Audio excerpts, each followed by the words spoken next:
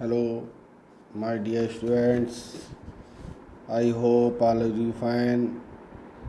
Myself is Dharmdev Arya from Brahmdatt Saraswati Vidya Mandir Senior Secondary School, Bilaspur. Dear students, समास के विषय में आज हम पठन करेंगे, बताएंगे समास के जो दो शेष भाग रह गए थे उनको समझाएंगे आप. चलिए डियर स्टूडेंट, देखते हैं समास.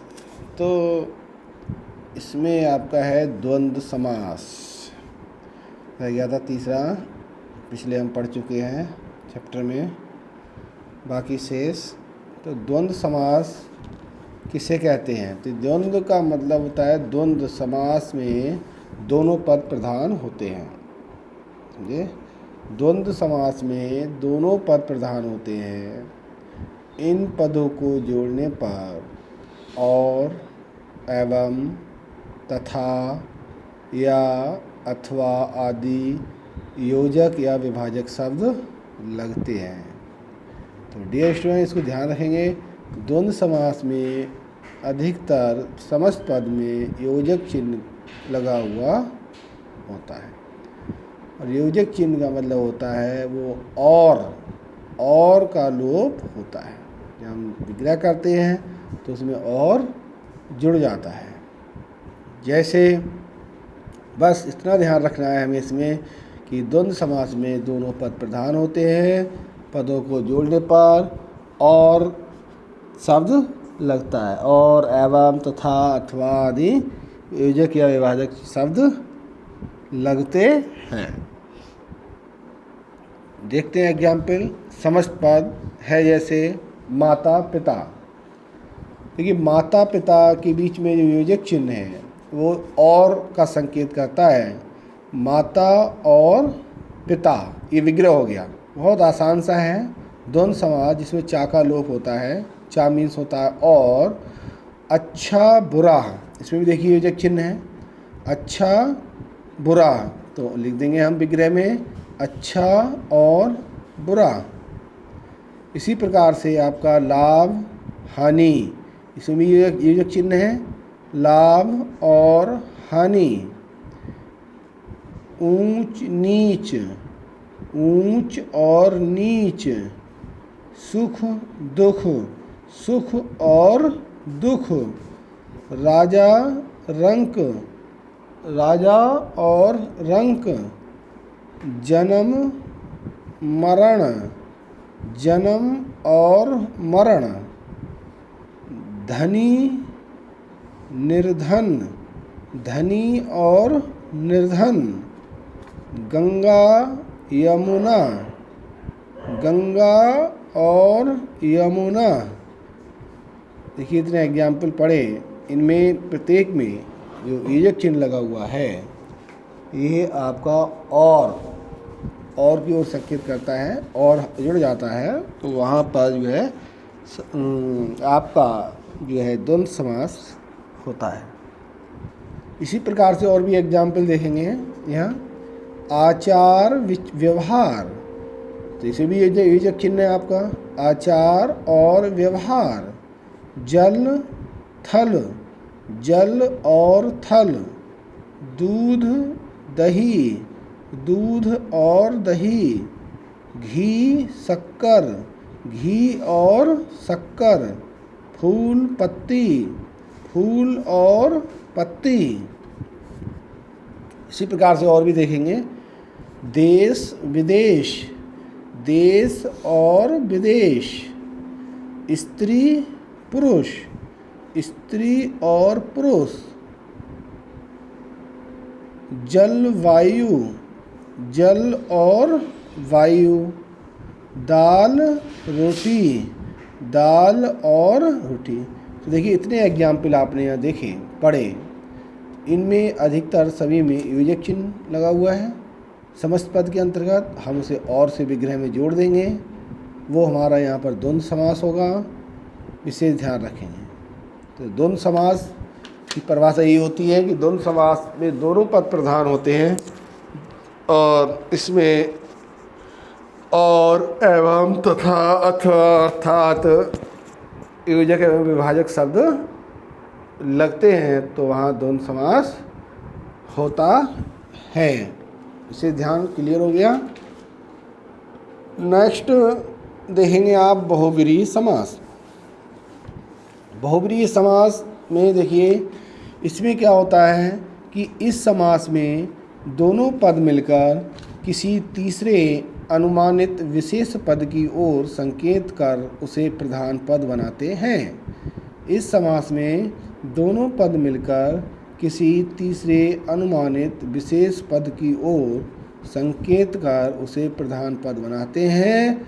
यानी दोनों पद मिलकर कोई तीसरा अनुमानित विशेष पद होता है तो उसको जो है यहाँ पर संकेत करके प्रधान पद बनाते हैं।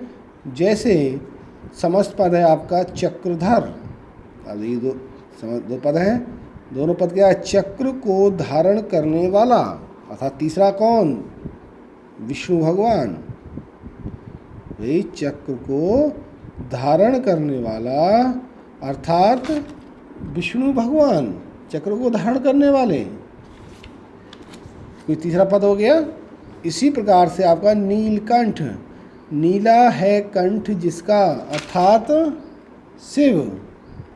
हमने कह दिया तीसरा हो गया नीला है कंठ जिसका अर्थात शिव। और हम दूसरा विभाजन करते हैं नीला है कंठ जो, तो कामधारा हो जाएगा। तो अंतर है दोनों में विग्रह करने में। नीलकंठ, नीलकंठ नीला है जो का, नीला है कंठ जो कामधारा है। नीला है कंठ जिसका अर्थात शिव, बहुब्रीहि हो जाएगा। इसी प्रकार से आपका चंद्रशेखर, चंद्रशेखर मतलब चंद्रशेखर यशसा, बहुब्रीहि होगा। अर्थात चंद्रमा है मस्तक पर जिसके, कौन? अर्थात शिव। दशानन, 10 हैं आनन जिसके, अर्थात रावण।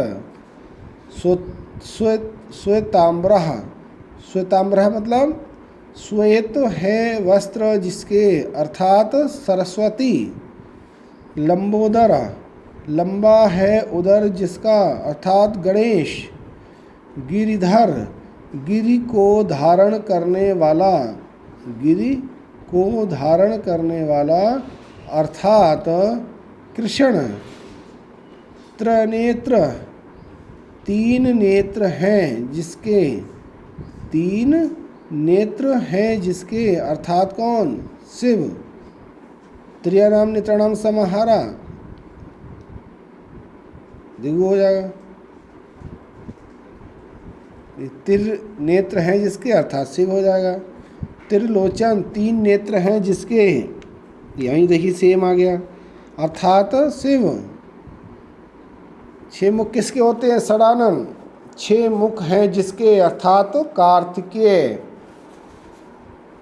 इसी प्रकार से मृगनयनी, मृग के समान नेत्र हैं जिसके, अर्थात स्त्री विशेष के लिए कहा गया है। पीताम्बर, पीले हैं वस्त्र जिसके, अर्थात कृष्ण। वारय सिंह, वारय हैं सींग जिसके, अर्थात हरिण विशेष। महात्मा, महान है आत्मा जिसकी, अर्थात व्यक्ति विशेष के लिए कहा गया है। महान चासौ आत्मा। कमल नयन, कमल के समान नयन है जिसके, अर्थात राम। पंचानन, 5 हैं आनन जिसके, अर्थात शिव। मुरलीधर, मुरली धारण करने वाला, अर्थात कृष्ण। दीर्घ बाहु, दीर्घ है बाहु मतलब भुजाएं जिसकी, लंबी है भुजाएं जिसकी, अर्थात विष्णु। निशाचर, निशा में विचरण करने वाला, अर्थात रात्रि में विचरण करने वाला, अर्थात राक्षस। तो ये इस तरीके से आपने इतने एग्जाम्पल देखे बहुब्रीहि समास के। तो इसमें हमने बताया समास दोनों पद मिलकर किसी तीसरे पद की, अनुमानित विशेष पद की ओर संकेत करते हैं तो वो प्रधान पद कहलाता है और वह बहुब्रीहि समास होता है। गिरि जैसे इंपॉर्टेंट वर्ड है, गिरिधर। गिरि मीन्स क्या होता है? पर्वत। पर्वत को धारण किसने किया? अर्थात कौन? श्री कृष्ण। श्री कृष्ण जी ने पर्वत को धारण किया था। नेक्स्ट पेज देखेंगे, चक्रपाणी, ये बहुत ही इंपॉर्टेंट वर्ड है, समस्त पद है ये। चक्रपाणी, चक्र पाणी मीन्स क्या होता है? हाथ। चक्र है हाथ में जिसके, अर्थात कौन? श्री कृष्ण। चतुर्मुख, चार हैं मुख जिसके, कौन? ब्रह्मा।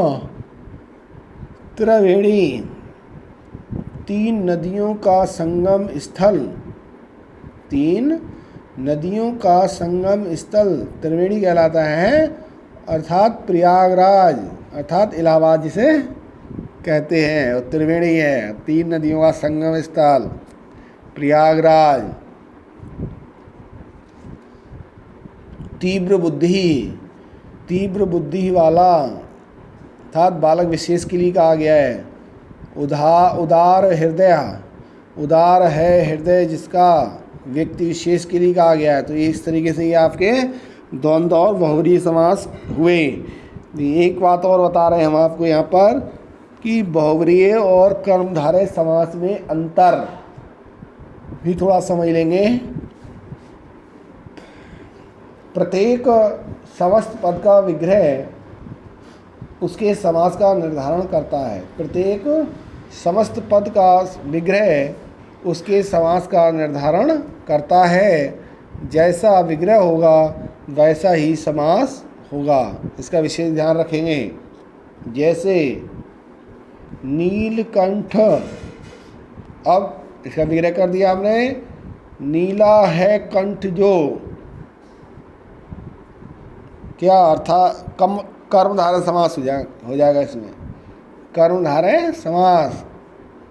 नीलकंठ, नीला है कंठ जो, कर्मधारय समास।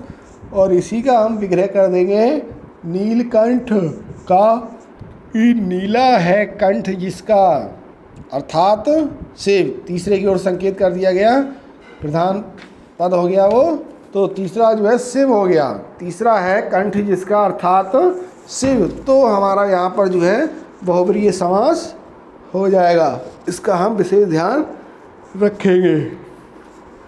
इसी प्रकार से, इसी प्रकार और भी है, कमल नयन, कमल नयन, कमल जैसे नयन, नेत्र, कर्मधारय हो गया।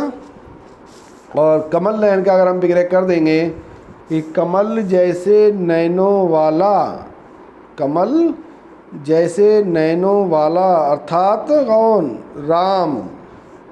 कमल जैसे नयनों वाला अर्थात राम, बहुव्रीहि समास होगा।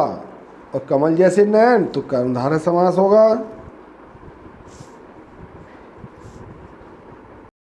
तो डियर स्टूडेंट्स, इसी प्रकार से और देखेंगे बहुव्रीहि और द्विगु समास में अंतर। ऊपर था, अभी आपने पढ़ा बहुव्रीहि और कर्मधारय समास में अंतर। तो बहुव्रीहि और द्विगु समास में अंतर क्या है? चतुर्भुज, देखिए एक ही शब्द है चतुर्भुज, विग्रह करने में अंतर। चार भुजाओं का समूह तो हो जाएगा आपका द्विगु समास। और अगर हम यहाँ पर कर देंगे कि चार भुजाएं हैं जिसकी, अर्थात कौन? विष्णु, तो देखिए बहुव्रीहि समास हो गया आपका यहाँ पर। चतुर्भुज, चार भुजाओं का समूह, द्विगु समास। और चार भुजाएं हैं जिसकी, अर्थात विष्णु, बहुव्रीहि समास हो गया। तो द्विगु में प्रथम पद संख्या या समूहवाची होता है, जबकि बहुव्रीहि में प्रथम और दूसरा पद किसी तीसरे पद की ओर संकेत करता है, समझे? तो इस तरीके से बहुव्रीहि कर्मधारय समास में अंतर, द्विगु और बहुव्रीहि समास में अंतर, ये आपको पढ़ाए गए, आपने पढ़े, इन्हें समझा। आई होप, मैं उम्मीद करता हूँ कि आपको अच्छी तरह से समझ में आया होगा। तो डियर स्टूडेंट्स, इसे आप अपनी नोटबुक पर कंप्लीट करेंगे, समझेंगे, वीडियो देखें, लाइक करें। ओके।